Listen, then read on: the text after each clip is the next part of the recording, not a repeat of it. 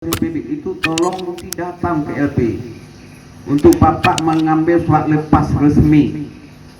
Kalau sementara ini kan Bapak cuma menerima SK asimilasi, surat lepas belum. Sudarlun, Kepala Rumah Tahanan Negara kelas 2B Tapatuan, Sofian SH didampingi pejabat struktural melakukan kegiatan sosialisasi Permenkumham RI nomor 43 2021 tentang perubahan kedua atas Peraturan Menteri Hukum dan Hak Asasi Manusia nomor 32 2020 tentang syarat dan tata cara pemberian asimilasi, pembebasan bersyarat, cuti menjelang bebas, dan cuti bersyarat bagi narapidana dan anak dalam rangka pencegahan dan penanggulangan penyebaran COVID-19 di Rumah Tahanan Kelas 2B Tapatuan, Selasa 11 Januari 2022. Kepala Rutan Kelas 2B Tapatuan, Sofian, menjelaskan bahwa peraturan menteri ini berlaku bagi narapidana yang tinggal 2/3 masa pidananya dan anak yang tinggal 1/2 masa pidananya sampai dengan tanggal 30 Juni 2022 berdasarkan pasal 45 ayat 1.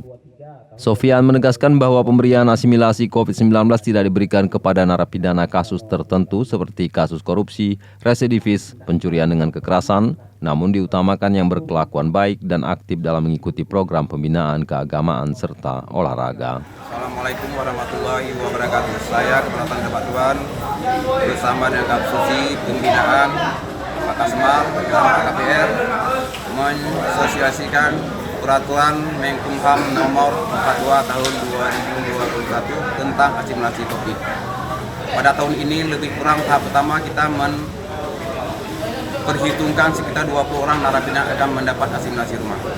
Demikian, sekian, terima kasih. Assalamualaikum warahmatullahi wabarakatuh. Tapi selain dari 365 saya 36. Dari Tapatuan, Taufik Zas, Serambion TV. Ada dapat gitu, matulah kami pantau juga nanti gimana perilakunya kan. Apakah yakin kami apa keluarganya masih mau menerima, apakah